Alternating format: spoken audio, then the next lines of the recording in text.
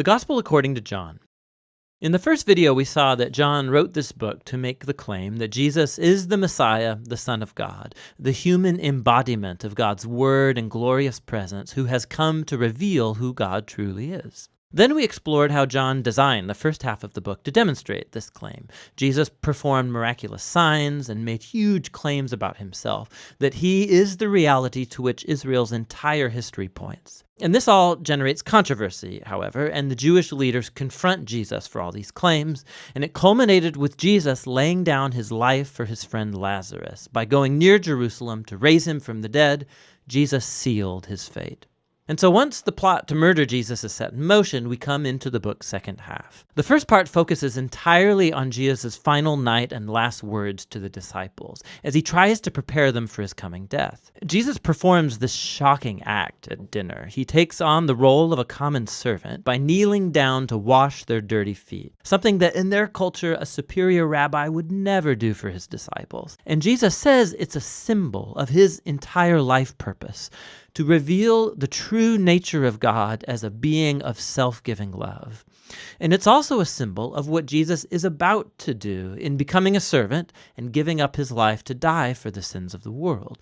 And so this act leads to his great command to his disciples that they are to follow him by loving one another as he has loved them. Acts of loving generosity are to be the hallmark of Jesus' followers. This is what will show the world who Jesus is, and therefore who God is. Now from here, Jesus goes into a long, flowing speech that's concluded with a prayer, and you'll find the whole thing is unified by a few repeated themes.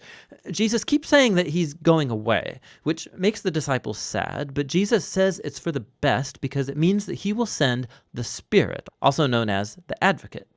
As a human, Jesus can only be in one place at a time, but the Spirit can be Jesus' divine personal presence in any place at any time. And the Spirit will do a number of things, Jesus says. So remember, for John, the unique deity of the one God consists of that loving, unified relationship between the Father and the Son. Jesus says the Spirit is that loving personal presence that will come to live in his people and draw them into the love between the Father and the Son. And so, Jesus says, his disciples are the ones who abide or remain in that divine love, the way that branches are connected to a vine. He's describing here how the personal love of God can permeate a person's life, healing, transforming, and making them new. And there's more. The Spirit will also empower Jesus' followers to carry on his mission in the world, to first of all fulfill the great command to love others through radical acts of service. But also, Jesus says, the mission is to bear witness to the truth, to expose and name the selfish, sinful ways that we as humans treat each other, and to declare that in Jesus, God has saved the world through him because he loves it. He's opened up a new way to become human again. And so finally, Jesus predicts that there will be opposition. Just as the Jewish leaders rejected him, so his followers will be persecuted. But he tells them not to be afraid because he has already conquered or gained victory over the world. Now, what does Jesus mean by victory here? He doesn't say. But it leads us into the final section of the book where John shows us what victory looks like Jesus style. The Jewish leaders send soldiers to Jesus and his disciples to arrest him. And when the soldiers ask which one Jesus is, he declares, "I am," and they fall backward. Now this is brilliant on John's part. These words are the culmination of 2 sets of 7 instances where Jesus has used that very phrase. And it all highlights one of John's core claims about Jesus. The words I am, or in Greek ego eimi, they're the Greek translation of the Hebrew personal covenant name of God that was revealed to Moses back in Exodus chapter 3. It was also repeated many times in Isaiah. And John has strategically placed 7 moments in his story where Jesus says, I am, followed by some astounding claim. I am the bread of life. I am the light of the world, the gate for the sheep, the good shepherd, the resurrection, the way, the truth, and the life, the true vine. And John's also designed 7 other stories that have key moments where Jesus says simply, I am, echoing this divine name. And so here, this occurrence as Jesus is arrested, it's the ironic climax of all of them, because Jesus reveals his divine name and power and victory precisely at the moment that he gives up his life.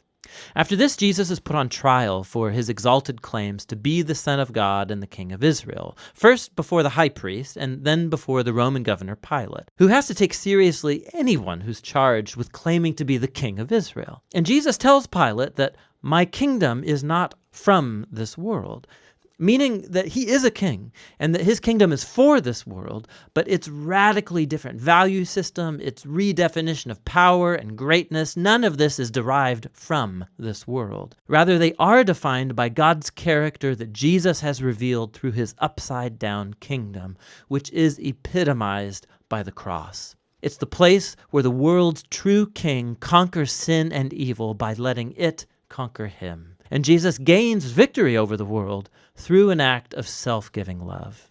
After this, Jesus' body is placed in a tomb that is then sealed. And on the first day of the week, Mary and then later the other disciples discover that the tomb is strangely open and then empty. And then Mary, all of a sudden, she meets Jesus. He's alive from the dead. Now, the resurrection of Jesus connects back to another pattern of sevens in John's gospel. So all the way back at the wedding party in Cana, when Jesus turned the water into wine, John told us that that was Jesus' first sign. And he also identified the second sign, the healing of the sick boy in chapter 4.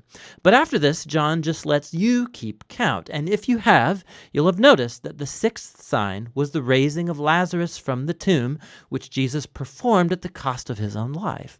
And so that, and all of the signs, they point forward to this seventh and greatest sign at the culmination of the story, Jesus' own resurrection from the dead. It vindicates Jesus' claim to be the Son of God, the author of all life, whose love has conquered death itself. After the empty tomb, Jesus then meets up with all the disciples, and he commissions them by sending the Spirit as he promised, so that his mission from the Father can now be carried on through them. After this, the book concludes with an epilogue that explores the ongoing mission of Jesus' disciples in the world. So a number of them are fishing and they're not catching anything. And so Jesus appears to them on the shore. They don't recognize him, though. And he tells them to cast their net on the other side of the boat. And when they obey him, they catch a huge amount of fish, and it's only then that they recognize him as Jesus. Now, John's offering here a picture of discipleship to Jesus. His followers will be most effective in the world when their focus is not on their work as such, but on simply listening for Jesus' voice and obeying him when he speaks. That's when they will truly see him at work in their lives. After this, Jesus talks with Peter and then commissions him as a unique leader in the Jesus movement, indicating that he too will give up his life one day. But in contrast to Peter, the last moments of the story focus on the author of this gospel, the disciple whom Jesus loved. And unlike Peter, his job was not to lead the Jesus movement, but rather to spend his long life bearing witness to Jesus so that others might believe in him. And that's actually what he's done right here by authoring this amazing story about Jesus, the Messiah, the Son of God. And that's what the Gospel of John is all about.